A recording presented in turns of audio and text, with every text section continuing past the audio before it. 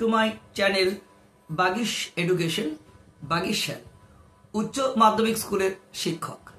আজকে আমি হাজির হয়েছি মাধ্যমিকে যারা ইতিহাসে 100 পেতে চায় তাদের জন্য, কিন্তু আজকের বিষয়টা অত্যন্ত গুরুত্বপূর্ণ। আমার প্রচুর ছাত্রছাত্রী আছে যারা কিন্তু ইতিহাসে ভূগোলে 100 পেয়েছে, আর বাংলাতেও কিন্তু 100-র কাছাকাছি 96-98 অনেকে। তো এই যে ইতিহাস ভূগোলে 100 ভূগোলটা প্রচুর ছেলেমেয়ে 100 পেয়েছে, ইতিহাসে কিন্তু ম্যাক্সিমাম না পেলেও অনেকে 93, 94, 96, 98 এই নাম্বারটাও কিন্তু খুব কম নয় ইতিহাসে। অনেকের কাছে এটাও বিভীষিকা 96-98 নম্বর ইতিহাসে কি করে পায়, বা 100-কে 100 ইতিহাসে কি করে পায়। তা আজকে তোমরা যদি এই ভিডিও শোনো, বাড়িতে বসেই তোমরা নিজেরাই কিন্তু ইচ্ছে করলে 100 নম্বর তুলতে পারো।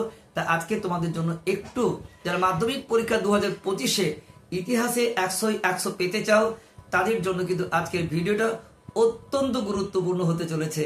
যারা আমার পরিবারের সদস্য আছো তাদের মোস্ট ওয়েলকাম। এখনো যদি কেউ সদস্য না হয়ে থাকো অবশ্যই চ্যানেলটিকে সাবস্ক্রাইব করো, লাইক করো এবং বেল আইকন অল ক্লিক করে রাখো, যাতে মাধ্যমিক 2025-এর স্পেশালি বাংলা এবং আর্টসের সমস্ত সাজেশন এবং নোটস গাইড তোমাদের কাছে পৌঁছে যায়। আর তোমাদের কাছে এটা পৌঁছানোর জন্য তো আমাদের একটা চ্যানেল আছেই বিনামূল্যে, t.me/বাগিশ এডুকেশন। 24 ঘন্টায় তোমাদের জন্য কাজ করছে। যে কোনো প্রশ্নের উত্তর বা তোমার যে ডাউট তা ক্লিয়ার হচ্ছে, এখানে তোমরা অন্তর্ভুক্ত হতে পারো। এখন আসি তোমাদের ইতিহাসে কি কি বই পড়লে, কিভাবে নিজে পড়লে ইতিহাসে 100 পাওয়া যায়। দেখো, আমরা দেখেছি প্রচুর ছাত্রছাত্রী ইতিহাসে টিউশন নিয়েও 100 পায়নি। আবার এমনও প্রচুর ছাত্র আছে টিউশন ছাড়াই ইতিহাসে 100 পেয়ে গেছে। আবার ইতিহাসে অনেকের প্রচন্ড ভয় আছে, ইতিহাসে ক্ষেত্রে এরকম কেন হয়। প্রচুর পড়েছে, প্রচুর খেটেছে, টিউশন পড়েছে, লিখেছে, তবুও নাম্বার পেল না। অনেকেই দোষারোপ করে খাতা দেখার মধ্যে ত্রুটি রয়েছে। সবটাই কিন্তু তা নয়। কিন্তু তোমাদের জানতে হবে কি করে সমগ্র যত ইতিহাসের শিক্ষক আছেন তাদের কাছে তুমি আকর্ষণীয় হবে এবং তুমি 100% মার্কস পাবে। সেই গোপন রহস্য তুমি যদি না জানো তাহলে তুমি যতই টিউশন পড়ো আর যতই নিজে গাধার মতো খাটো আর লিখো, তুমি কিন্তু কখনোই, যতই সহায়িকা তোমার কাছে থাক না কেন, তুমি কিন্তু কখনোই ইতিহাসে 100 পাবে না। তাই জানতে হবে আজকে কিভাবে, কেমন করে পড়লে তুমি ইতিহাসে 100 পাবে আর কি কি বই পড়তে হবে, সেটা কিন্তু আজকের এই বিষয় কিন্তু অত্যন্ত গুরুত্বপূর্ণ হতে চলেছে। তোমরা অনেকেই বলো যে আমি সহায়িকা পড়ছি। হ্যাঁ ঠিক, সহায়িকা তোমাদের পড়তেই হবে বড় প্রশ্নের জন্য। কিন্তু তোমরা আগে জানো ইতিহাসে কোন কোন নম্বর আছে। তোমরা জানো ইতিহাসে 4 রকম প্রশ্ন হয়। ইতিহাসে প্রশ্ন হয় 1 নাম্বার, ইতিহাসে প্রশ্ন হয় 2 নাম্বার, ইতিহাসে প্রশ্ন হয় 4 নাম্বার, ইতিহাসে প্রশ্ন হয় 8 নাম্বার। তো ইতিহাসে প্রশ্ন শর্ট কোশ্চেন প্রায় 60%, অবজেক্টিভ প্রশ্ন বেশি। এমসিকিউ থাকে 1 নম্বরে 36টা, অর্থাৎ বেছে লিখো 36টা। এক কথায় থাকে এক কথায় এমসিকিউ এসিকিউ মিলে 36টা। তোমাদের মোট অবজেক্টিভ প্রশ্ন 2 নম্বর 11, 22, 36 যোগ করে 58 নম্বর ছোট কোশ্চেন হলো 1 নম্বর 2 নম্বরে। আর 4 নম্বরে তোমাদের 6টি প্রশ্ন, 4 6 24। আর তোমরা জানো 8 নম্বরে তোমাদের একটি প্রশ্ন আছে। তাহলে বেশিরভাগ প্রশ্ন তোমাদের কি কি আছে বলো, যে অবজেক্টিভ প্রশ্ন বেশি, যেখানে 60 নাম্বার প্রায় ছোট প্রশ্ন। আর তাহলে 1 নম্বরে 2 নম্বরে মিলিয়ে তোমাদের হলো 58 বা 58। আর 4 6 24 হলো বড় প্রশ্ন, আর 8 নম্বরে একটি।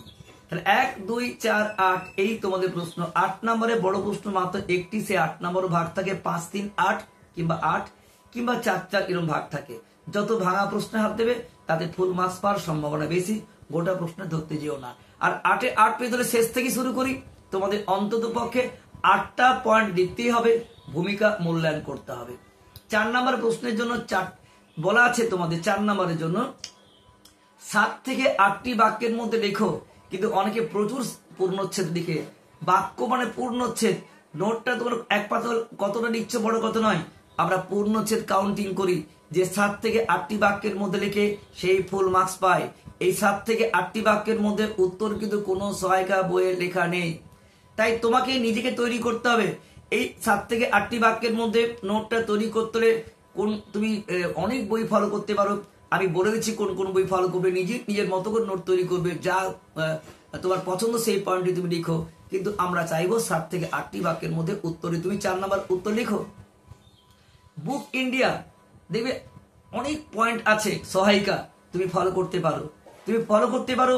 তোমার ছায়া প্রকাশনী, ইতিহাস শিক্ষক, এই দুটো বই সবচেয়ে গুরুত্বপূর্ণ। 1 নম্বরে বলেছি কোনটা বলো, বুক ইন্ডিয়ার বই ইতিহাসের, যেখানে তুমি কিন্তু অনেক পয়েন্ট পেতে পারো। তাহলে কোনো একটা সহায়িকা থেকে বা কোনো একজনের টিচারের একই নোটস মুখস্থ করার চেয়ে নিজে নোট তৈরি করো। বুক ইন্ডিয়া থেকে তুমি অনেক পয়েন্ট পাবে, যেখানে 4 নম্বরের প্রশ্নের জন্য কেউ যদি 8টা পয়েন্ট লিখে দেয় সে তো ফুল মার্কস পাবেই, কিংবা 4টা পয়েন্ট লিখো, প্রতি পয়েন্টে 2টো করে সেন্টেন্স লিখে সেক্ষেত্রে ফুল মার্কস পাবেই। তাহলে তোমরা হয় 4টা পয়েন্ট লিখো আর না হলে 8টা পয়েন্ট লিখো। 4টা পয়েন্ট লিখলে 4 দুগুণে 8টা বাক্য হবে, আর 8টা পয়েন্ট লিখলে কিন্তু প্রত্যেকটা একটা করে লাইন লিখো। যার পয়েন্ট লিখার ক্ষমতা বেশি সে 8টা পয়েন্টে লিখো, 7 থেকে 8টা 7 লিখলেও চলবে। আর না হলে তুমি কিন্তু 4টাই পয়েন্ট লিখো, প্রতি পয়েন্টে যেন তোমার 2টো করে সেন্টেন্স হয়, এবং ভূমিকা মূল্যায়নটা তোমার কিন্তু ধরা হবে না। এক্ষেত্রে তুমি আরেকটা করে বাক্য ইউজ করতে পারো, কিংবা তুমি ওর মধ্যে রাখলেও কোনো ক্ষতি নেই তোমার। তবে তোমার 4টা পয়েন্ট লিখো, ফুল 4 কে 4 পাওয়া যায়, আবার 8টা লিখলেও হবে।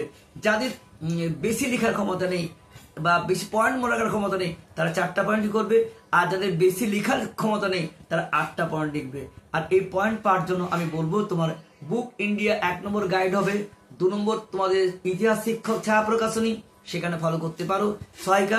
এছাড়া তুমি ফলো করতে পারো অবশ্যই তোমাদের কাছে 2 নম্বর ছোট প্রশ্ন খুব ভালো থাকে, রাই মার্টিন।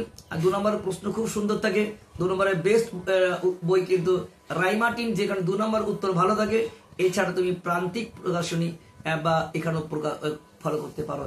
এই বিষয়গুলো নিয়ে তুমি প্রতি 4 নম্বরের জন্য অবশ্যই 4টা কিংবা 8টা, কারা 4টা করবে, যাদের বেশি পয়েন্ট মনে রাখে না তারা 4টা করবে, আর যাদের বেশি পয়েন্ট লেখার ক্ষমতা আছে কিন্তু বেশি লিখতে পারো না, টাচ করি নাম্বার, তারা 8টা পয়েন্ট লিখবে। সবাই 4 কে 4 পাচ্ছ, 100% মার্কস পাচ্ছ। 4 নম্বরের প্রশ্নেই তোমাদের হেরফের হয়ে যায়। 8 নম্বরের জন্য তারা 8 থেকে 10টা পয়েন্ট লিখবে, আর 4 নম্বরে 4টা লিখলেই হবে, বা বড় জোর তুমি 8টা লিখতে পারো। সেক্ষেত্রে কিন্তু প্রতি বাক্য একটা করে পূর্ণচ্ছেদ হবে, কিন্তু 2টো পূর্ণচ্ছেদ হওয়া যাবে না। তাই মানবে যেন 7 থেকে 8টা বাক্যের মধ্যে হয়। কিন্তু তোমরা দেখেছো যারা আমরা যে সমস্ত নোটস বা সহায়িকা বই দেখি, তারা কিন্তু প্রচুর তোমাদের পূর্ণচ্ছেদ ইউজ করে।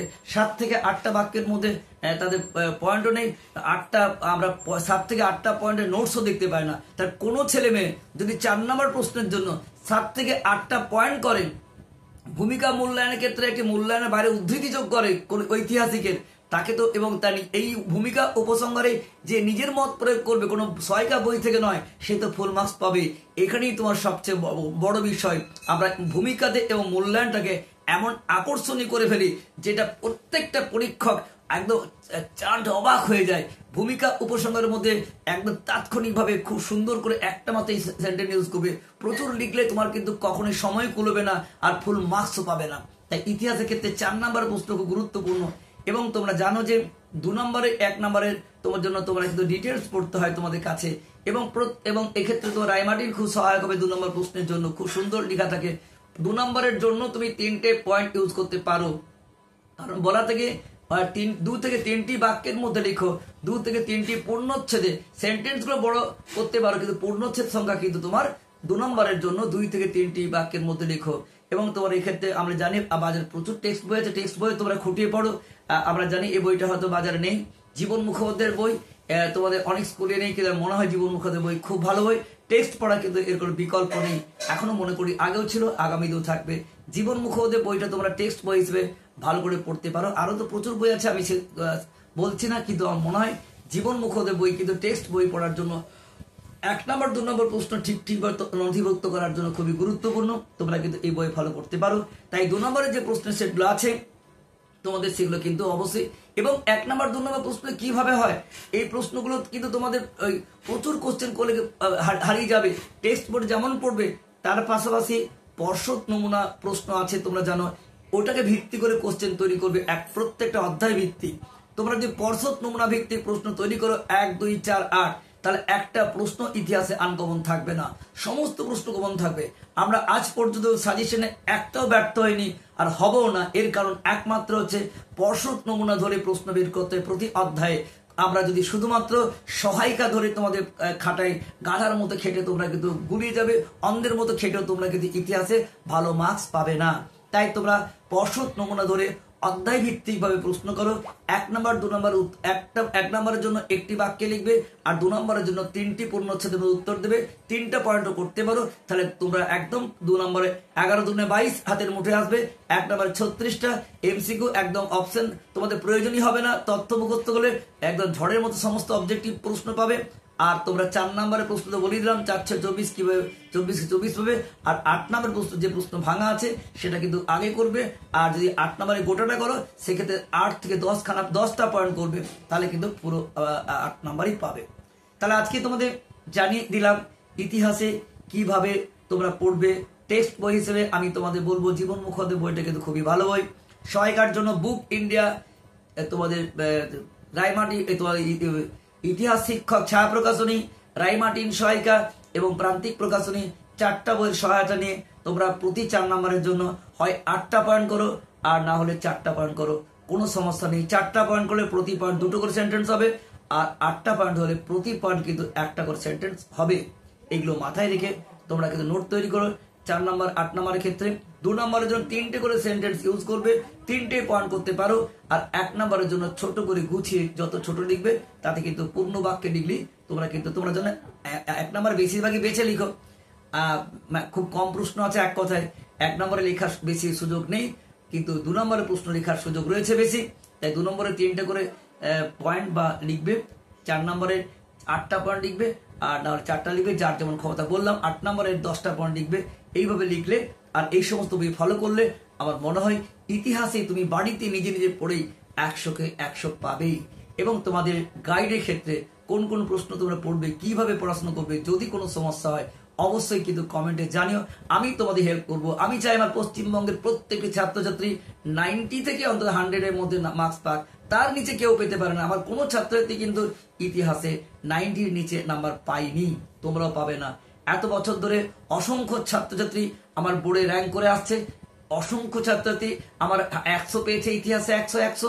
অসংখ্য সাধারণ ছাত্ররা 93, 94, 96 করে নাম্বার পেয়েছে, তোমরাও পাবে। ঠিক গাইড নাও, ঠিকভাবে তোমাদের যে বোর্ড নমুনা প্রশ্ন, তার থেকে অধ্যায় ভিত্তিক প্রশ্ন তৈরি করো, যেগুলো বড় প্রশ্ন 2024-এ পড়ে যে বাদ দিও। তোমাদের সাফল্য অনিবার্য। বেস্ট অফ লাক, দেখা হচ্ছে নেক্সট ভিডিওতে। এই পর্যন্ত সকলে ভালো থেকো।